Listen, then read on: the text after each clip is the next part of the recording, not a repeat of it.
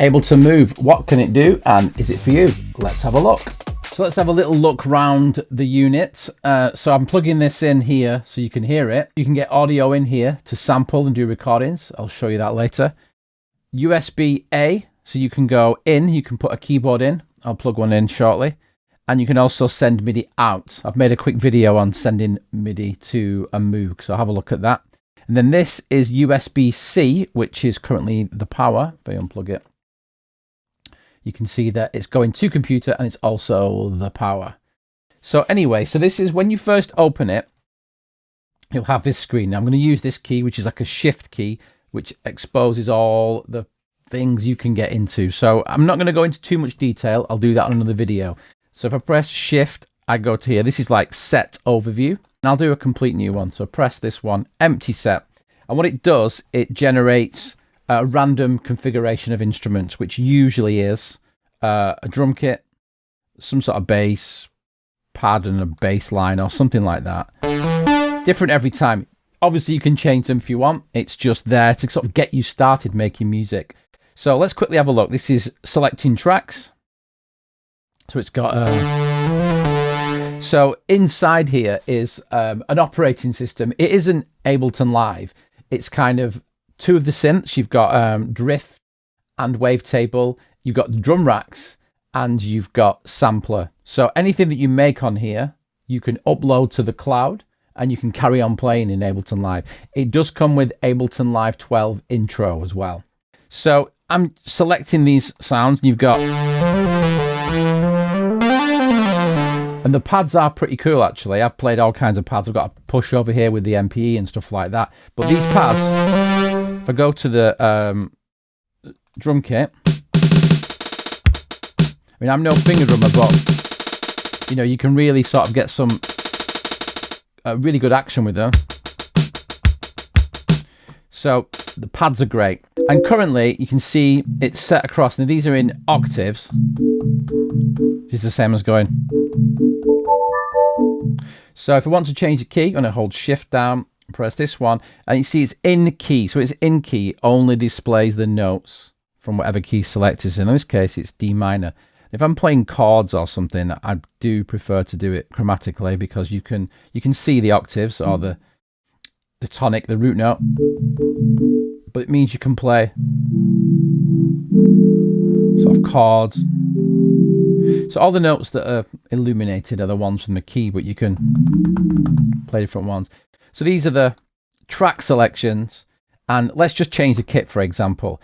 What I'll do, I'll actually play something in and then change a kit, because one great feature about this is you can just change the kits in real time.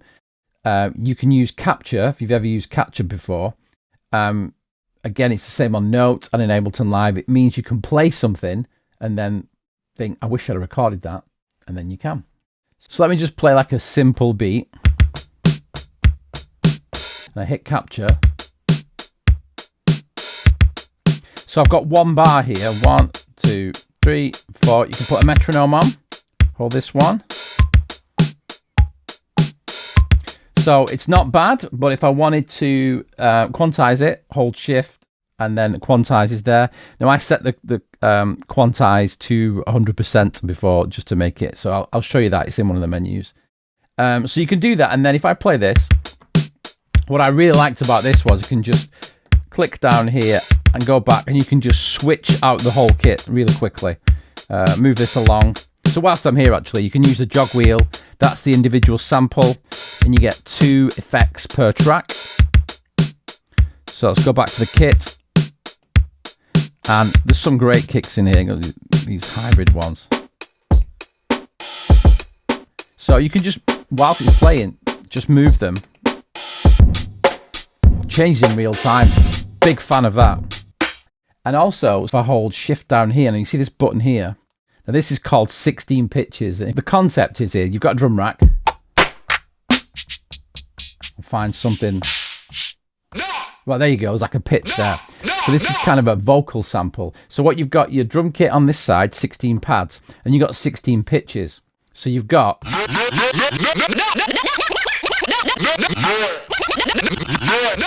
So whichever is selected,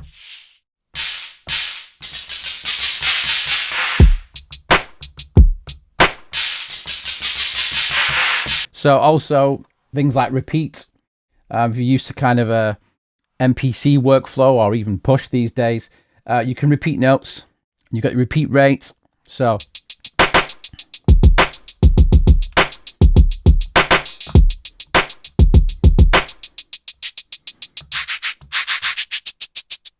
repeat will work on those as well.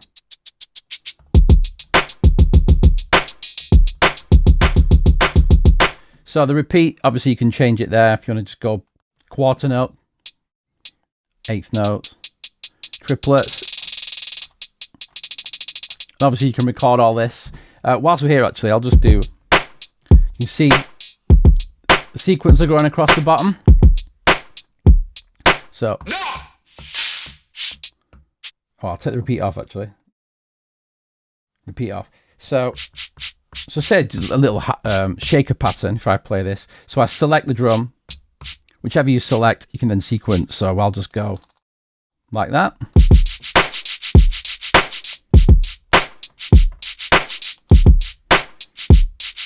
And then let's just try and switch the kit out again like I did before. Yeah. So for example, if I wanted to copy that just so I can mess around with it, if I press this, it's like session view. It's called session mode on here, but if you're used to Ableton Live, this is per channel, and then you can, every time you create a new clip, it comes down here, and then you can have, you know, 8 going like this for drums and bass. If I want to copy the last pattern I did, I hold that, I can tap that, clip copied, and just paste it there. So do that one. And what I want to do, I want to just get rid of that. Again, you can just go boom, delete it.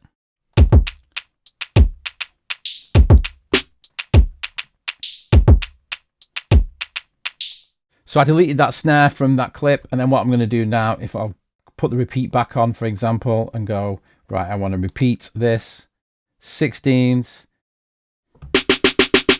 And then if I go here, I'll do it that way around.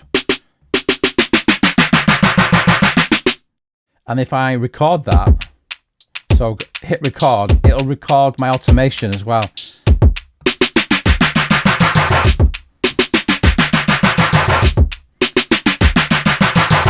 So if you want to see what your automation was, you can press that. And if you don't like it, you can just hold delete and then boom, there you go, automation deleted. If you think, no, why to do that? That's what undo is for. So,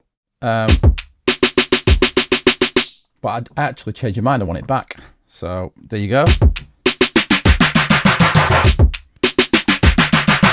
So you can flick it back to session mode. That's the first one. And I've got this snare roll here.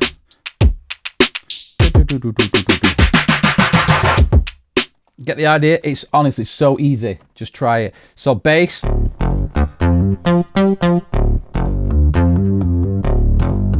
And again, you can filter stuff. I'll do it that way so you can see.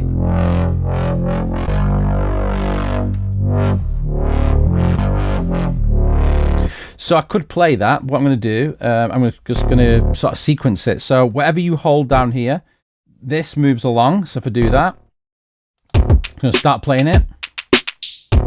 So this is the note. I want it to go da da da. You can just kind of hear it, seeing like.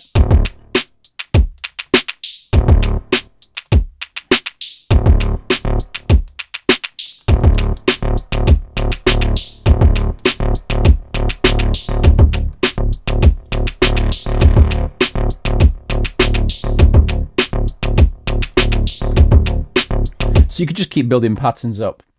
Again, that was the bass there. I could do another one. I'll just do that real quick.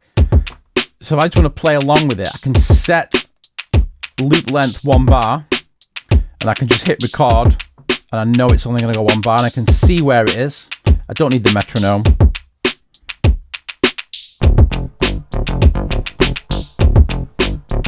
And again, I can put the automation. I'll do it that way again.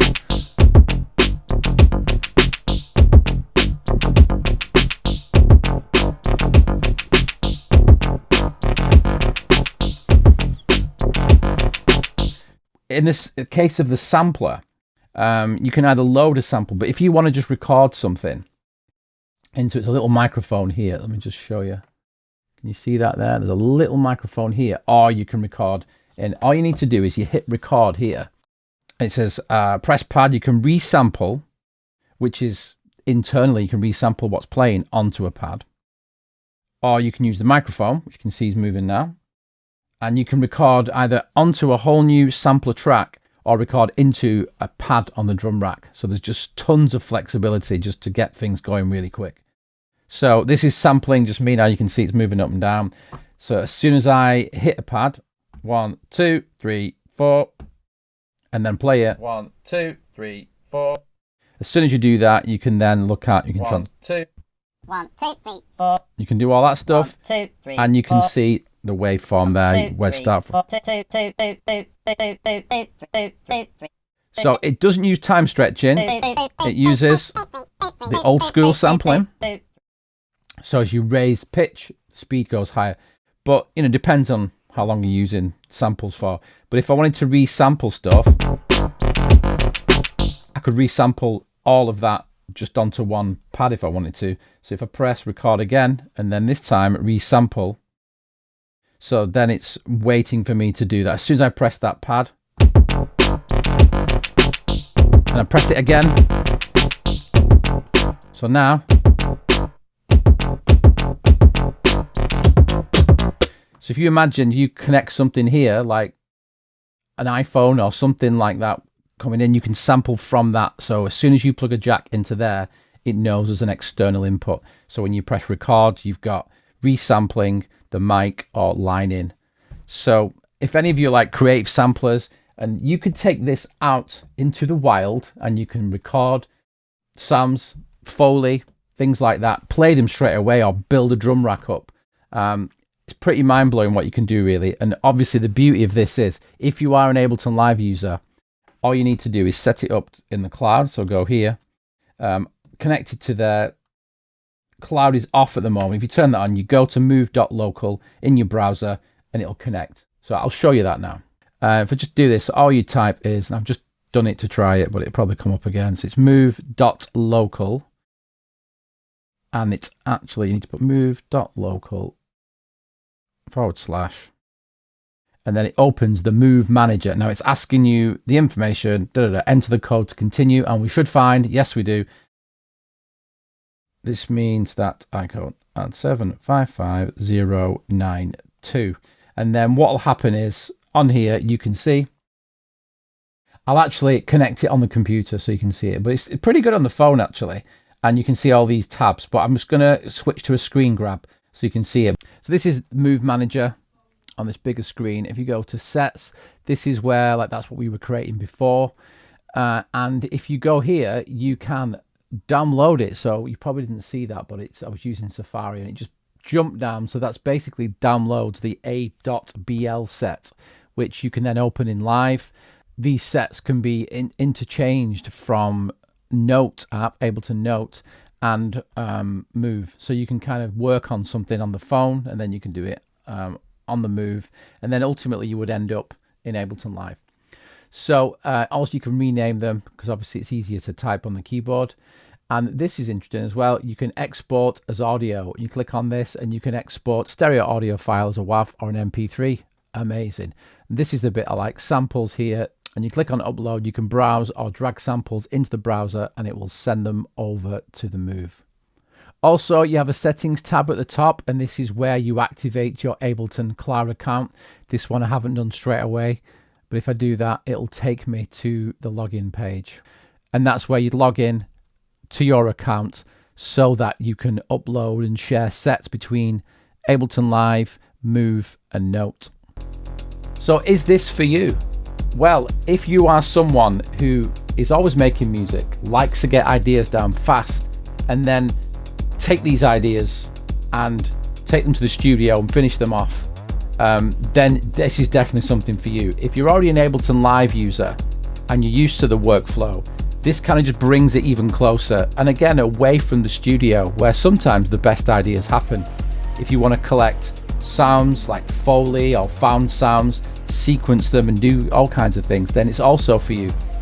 The other kind of person who might want to use it is somebody who's using modular gear or synthesizers, and it allows you to have a sequencer workflow, and be able to record and sample back, do all kinds of things like that. And for the price, there's not many things like this that would do that.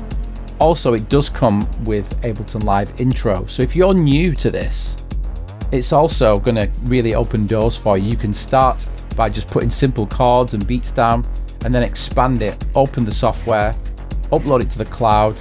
Anything you've made on here will show up, and you can just carry on and add vocals, guitars, instruments, things like that. It's not for you if you are looking for some kind of all-in-one beat system. People have asked online, does it have MPE pads? Does it have this? The actual pads on the Push probably cost more than all of this put together. If you played a Push 3, you'll know what I mean. So if you expect this to do absolutely everything, and the whole point of this is to sketch your ideas, get things done fast, the limitations are actually like a minimize to maximize approach. I say that a lot. But anyway, minimize to maximize indeed. It's got 4 tracks for a reason. Just get the ideas down, get working on them, do something with it, finish it off on the computer. That's kind of the idea. So if you're expecting it to have loads of different inputs and, you know, do all the multiple effects, it's got enough to get a good idea down. You can connect it to Ableton Live as well, so you can control all the transport. You can switch between tracks, launch clips, and even sequence notes in a similar way that we did in the standalone mode. Check it out for yourself. Watch all kinds of videos. I'll be putting other ones up as I go along. But yeah, thanks for listening and hanging around, and do subscribe if you want to see the next videos. I've just finished one where I just plugged it into the Move to see what would happen. So that's on here as well. So check that out. And do check the rest of the videos on the channel. I'll be doing this soon. It's a new channel that I've moved onto just to focus on Ableton Live and making music. Thanks for watching.